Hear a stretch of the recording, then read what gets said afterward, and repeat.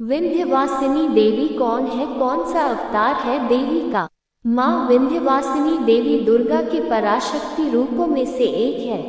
देवी को ये नाम विंध्य पर्वत से मिला है। इस तरह विंध्यवासिनी का शाब्दिक अर्थ है विंध्य में निवास करने वाली देवी। ऐसी मान्यता है कि जहाँ जहाँ सती के अंग गिरे थे वहाँ वहाँ शक्तिपीठ स्थापित हो गए, जबकि विंध्य पर्वत वह स्थान है जहाँ देवी ने अपने जन्म लेने के बाद निवास करना चुना। मार्कंडेय पुराण में इस बात का वर्णन मिलता है कि विंध्यवासिनी ने यशोदा और नंद के घर जन्म लिया था। इस बात की जानकारी देवी दुर्गा ने अपने जन्म से पहले ही सभी देवी देवताओं को दी थी। देवी विंध्यवासिनी ने ठीक उसी दिन जन्म लिया जिस दिन श्री कृष्ण का जन्म हुआ था। आकाश से हुई भविष्यवाणी ने कंस की मृत्यु देवकी और वासुदेव की 8वीं संतान के हाथों तय की थी। इससे भयभीत कंस ने अपनी ही बहन की संतानों को मारने के लिए उतारू कर दिया। कंस बस उस 8वीं संतान के जन्म के इंतजार में राह तक रहा था, पर भगवान की माया ने सारा खेल ही पलट दिया। श्री कृष्ण को कंस के चंगुल से बचाने के लिए माया ने यशोदा और नंद के घर जन्म लेने वाली पुत्री को देवकी की गोद में डाल दिया। वही कृष्ण ने यशोदा और नंद के घर में जन्म लिया।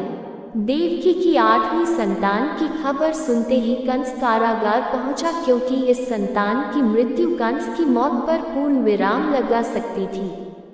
जब कंस को ये बात पता चली कि पुत्र ने नहीं पुत्री ने जन्म लिया है तो कंस को थोड़ा आश्चर्य हुआ, पर उसे लगा कि है तो 8वीं संतान ही, फिर चाहे वह पुत्र हो पुत्री। फिर जैसे ही कंस ने उस कन्या को मारने का प्रयास किया, वह कन्या दुर्गा का विकराल रूप धारण कर कंस के सामने आ खड़ी हुई। इस तरह से कंस को गुमराह करने के लिए ने देवकी और वासुदेव के घर जन्म लिया।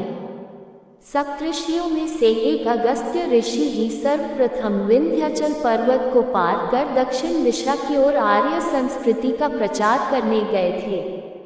पौराणिक कथाओं में इस बात का जिक्र है कि अगस्त्य ने ही विंध्य पर्वत के मध्य में से दक्षिण भारत जाने का मार्ग निकाला था।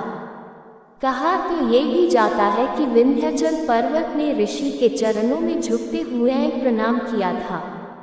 विंध्याचल पर्वत को प्रणाम करते हुए देख ऋषि अगस्त्य ने पर्वत को आशीर्वाद दिया कि जब तक वे दक्षिण क्षेत्र से लौटकर वापस नहीं आते तब तक वह ऐसे ही सिर झुकाकर खड़ा रहे। यही कारण है कि यह पर्वत आज तक सिर झुकाकर खड़ा है और अगस्त्य ऋषि का इंतजार कर रहा है। पौराणिक मान्यताएं कहती है कि शक्तिपीठ वह स्थान है जहां सती के अंग गिरे थे, लेकिन विंध्याचल में के शरीर का कोई अंग नहीं गिरा था। यहाँ देवी सशरीर के साथ निवास करती है, क्योंकि उन्होंने ये स्थान अपने रहने के लिए चुना था। विंध्यवासिनी मंदिर यूपी के मिर्जापुर में गंगा नदी के बिल्कुल समीप विंध्य की पहाड़ियों में अवस्थित है। कहा जाता है कि देवी के 51 पीठों में शामिल ये शक्तिपीठ सृष्टि के निर्माण से पहले ही इस स्थान पर स्थापित हो गया था। आने वाले भक्तों को देवी के 3 रूपों देवी लक्ष्मी, देवी सरस्वती और महाकाली के दर्शन एक साथ मिल जाते हैं। सिद्धि प्राप्ति के लिए भी यह स्थान सर्वश्रेष्ठ माना जाता है। विंध्यवासिनी की कृपा पाने के लिए क्या करें? इस बात की जानकारी पहले ही दी जा चुकी है कि देवी विंध्यवासिनी में 3 रूपों देवी लक्ष्मी, देवी सरस्वती और महाकाली वास करती हैं। इन तीनों ही देवियों की अपनी अलग शक्तियां हैं जिनके आधार पर लोग इन्हें पूजते हैं। यदि आप किसी आर्थिक तंगी से जूझ रहे हैं और उसके समाधान की तलाश कर रहे हैं तो इसके लिए आपको धारण कर सकते हैं। यदि आप काल और मृत्यु से भय खाते हैं, काले जादू और भूत प्रेत की बाधा से मुक्ति पाना चाहते हैं तो आपका प्रयोग कर सकते हैं। वही बौद्धिक क्षमता को बढ़ाने, कला संगीत साहित्य के क्षेत्र में तरक्की हासिल करने के लिए सरस्वती कवच का प्रयोग किया जाता है। विंध्याचल के प्रसिद्ध होने की वजह है यहाँ देवी दुर्गा के अवतार माँ विंध्यवासिनी का निवास है। यहाँ त्रिकोणी यंत्र में स्थित विंध्याचल में लोकहिताया विंध्यवासिनी देवी सरस्वती, देवी लक्ष्मी और महाकाली का रूप धारण करती हैं। विंध्यवासिनी का शाब्दिक अर्थ है विंध्याचल में निवास करने वाली। शिव पुराण के अनुसार विंध्य पर्वत पर निवास करने वाली विंध्यवासिनी को सती भी कहा गया है। विंध्याचल उत्तर प्रदेश के मिर्जापुर जिले में स्थित एक नगर है। ये गंगा नदी के निकट वाराणसी से कुल 70 किलोमीटर और मिर्जापुर से 8 किलोमीटर की दूरी पर प्रयाग और काशी के ठीक मध्य में स्थित है। विंध्याचल सप्तकुल पर्वतों में से एक है। विंध्य शब्द का अर्थ धातु है। ये पर्वत भूमि को बेधते हुए भारत के मध्य में अवस्थित है। यह उत्तर और दक्षिण भारत को अलग करने वाला पर्वत है। विंध्याचल उत्तर प्रदेश के मिर्जापुर जिले में स्थित एक नगर है। ये गंगा नदी के निकट वाराणसी से कुल 70 किलोमीटर और मिर्जापुर से 8 किलोमीटर की दूरी पर प्रयाग और काशी के ठीक मध्य में स्थित है। विंध्याचल कौन सा पर्वत है? विंध्याचल सप्तकुल पर्वतों में से एक है। विंध्य शब्द का अर्थ धातु है। ये पर्वत भूमि को बेधते हुए भारत के मध्य में अवस्थित है। यह उत्तर और दक्षिण भारत को अलग करने वाला पर्वत है।